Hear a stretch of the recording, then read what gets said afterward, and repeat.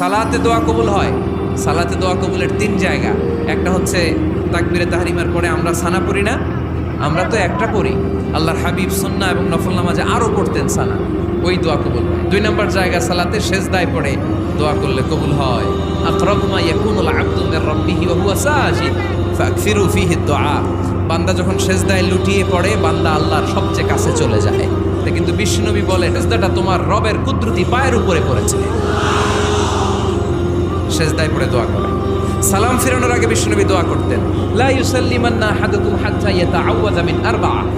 আল্লাহর হাবিব বললেন, চার জিনিস থেকে পানাহ না আছে আমার কোন উম্মত যেন সালাম না ফিরায়। তারা যেন পড়ে, আল্লাহুম্মা ইন্নী আউযু বিকা মিন আযাবিল কবর, আউযু বিকা মিন আযাবি জাহান্নাম, আউযু বিকা মিন ফিতনাতিল মাহইয়া ওয়াল মামাত, আউযু বিকা মিন ফিতনাতিল মাসিহিদ দাজ্জাল।